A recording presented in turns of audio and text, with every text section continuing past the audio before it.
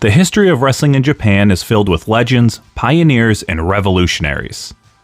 But sometimes where all these great feats started gets overlooked. And that's certainly the case for this episode's subject. It was the promotion that first welcomed a giant, introduced Japan to their own heels, and kickstarted deathmatch wrestling.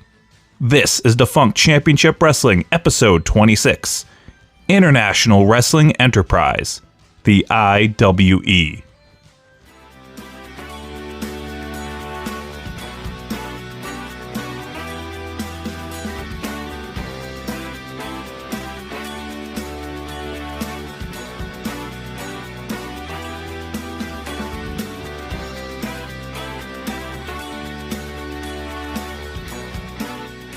In 1963, Japan Wrestling Association founder and the forefather of Puroresu, Rikidozan, dies after complications related to a stabbing 2 weeks prior. In wake of losing its biggest star, JWA struggled to catapult someone else into the top spot of the promotion. This led to a lot of infighting among the roster and staff, which opened the door for dissatisfied JWA members to start their own smaller promotions. By 1966, several JWA talent and staff, including Antonio Inoki, left to form Tokyo Pro Wrestling. For a brief time, former JWA wrestler and Rikidozan student, Iso Yoshihara, was a partner in TPW, until October of 1966, when he decided to start his own promotion, the International Wrestling Enterprise. IWE had an uphill battle to build an audience, since JWA was the only promotion in the country for a long time. The company also had difficulty making fans aware that they existed, since IWE didn't have a TV deal. This led to some major financial issues right away for the young company. So to try to give the company a better chance at survival, Yoshihara came to an agreement with Tokyo Pro Wrestling to run joint shows. The Pioneer Series, as they were called, really helped IWE stay afloat for the first couple of months. The events featured stars like Antonio Inoki, Hiro Matsuda, Katsuyori Shibata's dad, Katsuhisa Shibata, Eddie Graham, and Johnny Valentine. However, by the summer of 1967, the TPW partnership was pretty much over, and IWE could focus on building their own stars. Hiro Matsuda. Already a big name in the US, he was brought in as booker and was planned to be the top star, with Matsuda's connections to American talent and made him the obvious choice to book the company. Rusher Kimura. One of the promotion's first big stars, he would become a 5-time world champion, and even had a champion versus champion match against Nick Bockwinkel in 1979. More on that in a bit. Strong Kobayashi. The first homegrown talent from the IWE dojo to become a star for the promotion, Kobayashi began his career under a mask, as the Masked Taro. Supposedly, he was the first Japanese wrestler to compete under a mask in the country. After being unmasked, he would travel the world adding to his in-ring repertoire. Mighty Inoue. Also a trainee from the IWE dojo, he was a smaller wrestler who found his niche as the underdog taking on larger foreigners, which made it easy for the crowds to get behind him. Around late 1967 or early 1968, Yoshihara was able to fix his lack of television when he sold a majority share of IWE to the Tokyo Broadcasting System. Not long after this deal is completed, Hiro Matsuda departs the promotion, after disagreements on how to handle the company's debts, most likely objecting to the sale to TBS. January 1968, IWE debuts on TBS Wednesday nights at 7 p.m. Along with the TV debut came an event that would become a staple of the year for IWE, when they launched the World Series Tournament, a massive 2-month tournament similar to New Japan's G1 or AEW's Continental Classic. With this newfound stability, the company was able to establish their top title, the IWA World Heavyweight Championship. No relation to Eddie Einhorn's IWA. The title was first won by British star Billy Robinson in 1969. Robinson would hold on to the title for 516 days. The backing of TBS also allowed IWE to experiment with much more American wrestling concepts. Throughout the late 60s and early 70s, the promotion pioneered several stipulations that allowed for more violent matches than had previously been seen in Japan. In 1968, they promoted the first ever hair match in Japan, with Rusher Kimura and Thunder Sugiyama defeating Dory Dixon and Tank Morgan. In 1970, they held the first ever steel cage match in Japan, when Dr. Death Moose Morowski took on Rusher Kimura. Kimura would go on to become known as the Demon of the Steel Cage, because of his bloodbaths in the stip. By my count, he wrestled over 30 documented cage matches throughout the 70s, including one against Ric Flair. The first Indian strap match in Japan was featured on an IWE card, when Grey Kusatsu defeated Wahoo McDaniel in November 1973. And these aren't stipulations, but they're still very important to mention historically. In 1969, the first native Japanese heel turn takes place when Shota Yokochi betrays his partner, the Great Kusatsu, in a tag match against Buddy Colt and Gorgeous George Jr. Yokochi does all the classics, ignores the tag, chokes his opponent, and shoves the ref. It all still works today. But Yokochi was on his way out of IWE during this tour, so they never really capitalized on the turn. And also, the promotion allegedly popularized using entrance music before anyone in the US or Europe.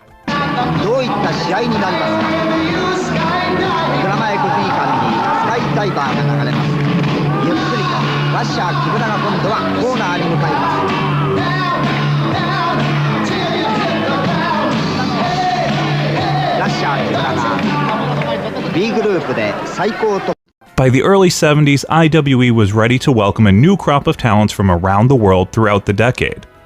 Andre the Giant. IWE was the first promotion to bring Andre to Japan as Monster Rusimov in 1970. He would have feuds with the likes of Thunder Sugiyama and Strong Kobayashi. The feud with Kobayashi in particular would be memorable, for their bloody battles and Kobayashi actually being one of the first known wrestlers to body slam Andre. Many credit the feud with helping elevate Kobayashi in the eyes of fans. Omanosuke Oida. He came over from JWA in 1976 and immediately changed his persona. Instead of plain trunks and a sportsman-like wrestling style, he modeled himself more like the American Gaijin. He dyed his hair bleach blonde, developed a much more rule-bending, brawling style. He's considered the first major native heel in Japan since he stuck around longer than Shota Yokochi. Ted Herbert. Trained in his native Trinidad by Ray Apollo, Herbert was eventually discovered by Iso Yoshihara and brought to the IWE dojo, where he received additional training, making him the first foreigner to go through the dojo system in Japan. The company is also widely considered the first promotion in Japan to establish working agreements with overseas promoters for talent exchanges. In 1970, IWE formed a partnership with Verne Gagne's AWA. The agreement allowed for IWE stars like Animal Hamaguchi, Grey Kusatsu, Billy Robinson, and Andre to make their US debuts with the AWA.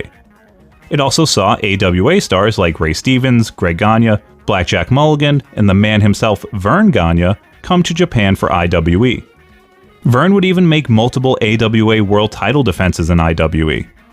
The partnership also saw some AWA stars have brief runs with the IWA Heavyweight Championship, like Bill Miller in March to June of 1971, and Wahoo McDaniel in November of 1973.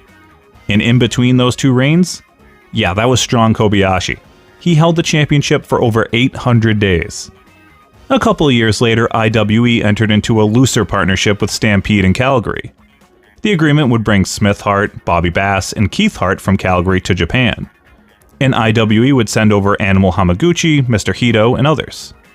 In 1972, there was another massive shakeup in JWA when Antonio Inoki left the company, forming New Japan Pro Wrestling, and several months later, Giant Baba left to form All Japan Pro Wrestling. By the spring of 1973, JWA would close up. There were now 3 major promotions with different identities fighting for attention of fans. Unfortunately, in March of 1974, the IWE TV show was pulled from TBS. I can't find confirmation if they also maybe sold back their company shares to Yoshihara. It seems to be the case though, due to a story coming up. But thankfully in September 1974, the TV show finds a new home on TV Tokyo Channel 12. Channel 12 actually had a great history with wrestling. In November 1968, they broadcast a Chio Obata versus Fabulous Moolah match that did such a huge rating the network decided to launch a women's wrestling show. The program, however, was deemed too tawdry by viewers, with the station receiving tons of letters until it was pulled from the air. I guess just the whole idea of women's wrestling was unacceptable at the time. Coincidentally, also in September 1974, IWE took a step to diversify their roster by introducing a women's division. Although the division was short-lived, IWE did bring in Joshi pioneers like Chio Obata and Terumi Sakura, along with US names like Sandy Parker, Leilani Kai, and of course, the Fabulous Moolah. The company, however, never fully got behind the idea and abandoned the division in 1976. In December 1975, IWE would join forces with AJPW to hold a memorial show on the 13th anniversary of Riki Dozan's death. All Japan and IWE would continue to work together sporadically in 1977 and 78. In fact, some of these joint shows featured a young All Japan wrestler named Onita. While IWE was gaining a reputation for its deathmatch style, a term the promotion wore with pride because of their heightened violence and gimmick matches, they spent 1977 and 78 continuing to bring in more US talent, like the Wild Samoans and David Schultz. The company would also keep giving opportunities to young talents, like future SWS and War star Takeshi Ishikawa. In August 1979, the Tokyo Sports newspaper brought together IWE, New Japan, and All Japan as part of their Pro Wrestling All-Star Battle Dream event to celebrate the paper's 20th anniversary. The event took months to plan and iron out all the details and soothe the egos involved. Inoki and Baba hadn't actually had any meaningful dialogue since they went their separate ways in 1972. The major concern for Yoshihara and IWE at the event was the pitch for their ace Rusher Kimura to lose to former IWE talent Strong Kobayashi, who had left the promotion and jumped to New Japan in 1974. Kimura taking a loss to a rival promotion star may not have been the worst thing, but the issue was that Kimura had already taken far too many losses in these joint shows. Looking back at these co-promoted events in times when he was on loan with All Japan in 75, 77, and 78, Kimura lost to their talents far more than he won.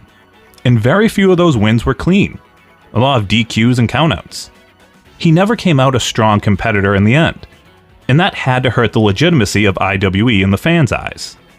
An All-Star Battle Dream would be no different, as Kimura would defeat Kobayashi via countout in front of 16,000 fans. The match itself is fantastic. It's hard-hitting and feels like a real personal fight between two former partners. But the finish of Kimura just running back into the ring first kind of deflates the whole story for me. But the fans pop for it though, so mission accomplished.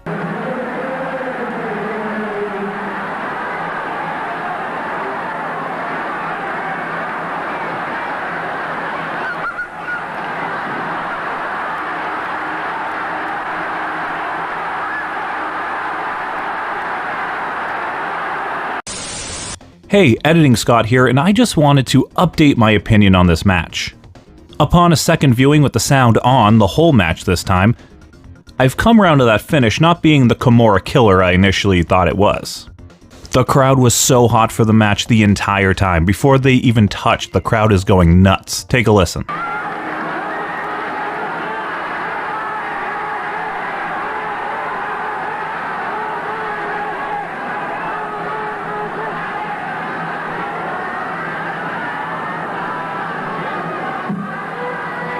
And Kobayashi and Kimura do the yay boo thing with the crowd after the match.